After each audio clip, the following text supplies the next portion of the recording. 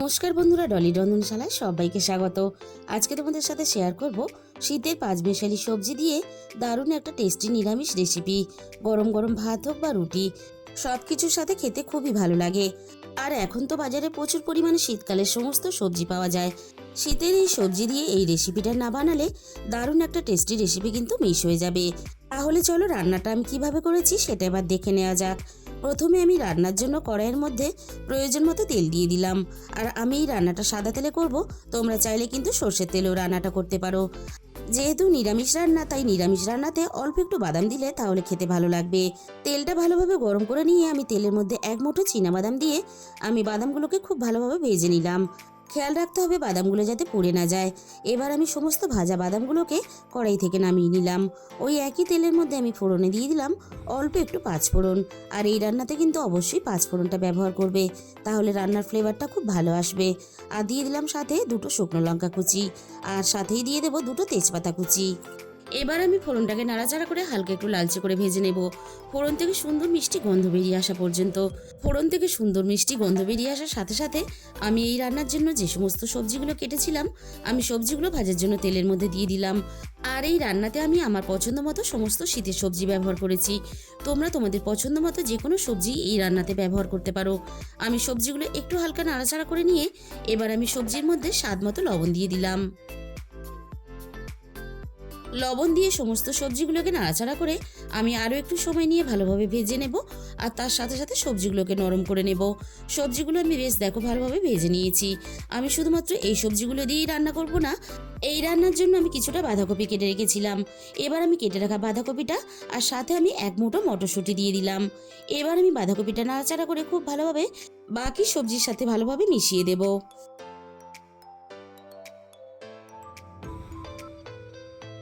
সমস্ত সবজি আমি একসাথে নাড়াচাড়া করে খুব ভালোভাবে মিশিয়ে দিয়েছি। বাঁধাকপিটা একটু নরম হওয়ার জন্য আমি কড়াইটা একটু ঢাকা দিয়ে দিলাম। মিনিট পাঁচেকের মতো আমি কড়াইটা ঢাকা দিয়ে দিয়েছিলাম। ঠিক 5 মিনিট পরে আমি কড়াই থেকে ঢাকাটাকে সরিয়ে নিলাম। বাঁধাকপিটা বেশ আগের থেকে অনেকটা নরম হয়ে গেছে, আর বাঁধাকপি থেকে বেশ হালকা জল ছাড়তে শুরু করে দিয়েছে। আমি আবারও একটু সময় নিয়ে নাড়াচাড়া করে বাকি সবজির সাথে আমি বাঁধাকপিটা খুব ভালোভাবে আরও একটু ভেজে নেব।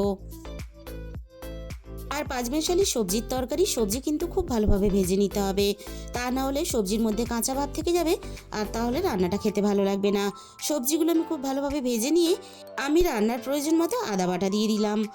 এবার আমি আদা বাটাটা সব কিছুর সাথে নাড়াচাড়া করে হালকা একটু কষিয়ে নেব।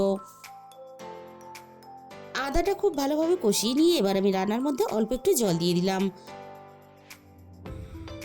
এবার আমি রান্নার মধ্যে একে একে গুঁড়ো মশলাগুলো দিয়ে দেব। প্রথমে আমি দিয়ে দিলাম রান্নার প্রয়োজন মতো হলুদের গুঁড়ো, আর সাথেই আমি দিয়ে দেবো ঝালের জন্য লঙ্কার গুঁড়ো। আর ঝালের পরিমাণটা অবশ্যই নিজেদের স্বাদ মতো ব্যবহার করবে। এবারে আমি দিয়ে দেবো রান্নার প্রয়োজন মতো ধনে গুঁড়ো, আর সাথেই আমি এখানে দিয়ে দেবো রান্নার প্রয়োজন মতো জিরে গুঁড়ো।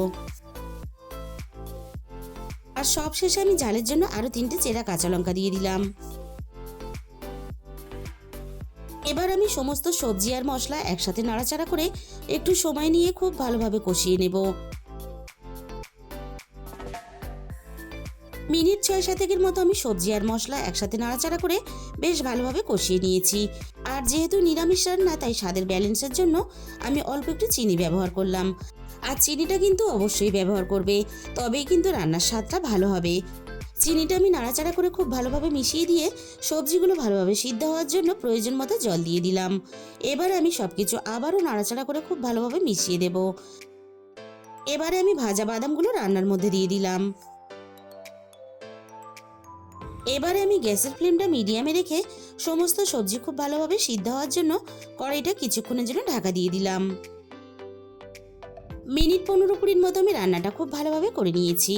এবার আমি কড়াই থেকে ঢাকাটাকে সরিয়ে নিলাম।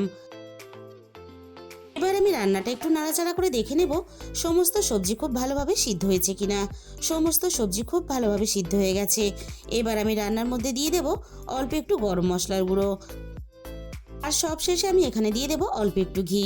নিরামিষ যে কোনো রান্নাতে অল্প একটু ঘি গরম মশলা দিলে তাহলে রান্নার স্বাদ কিন্তু দ্বিগুণ মাত্রায় বেড়ে যায়। তাই অল্প একটু ঘি আর গরম মশলা রান্নাতে অবশ্যই ব্যবহার করার চেষ্টা করবে।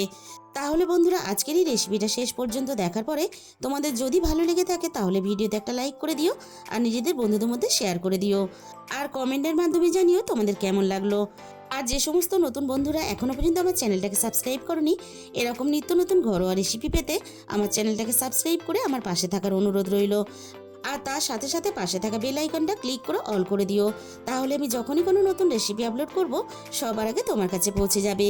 আর তোমাদের মূল্যবান সময় দিয়ে আমার এই রেসিপিটা এতক্ষণ সময় ধরে দেখার জন্য তোমাদের সবাইকে অসংখ্য ধন্যবাদ। আজকে তাহলে এই পর্যন্ত।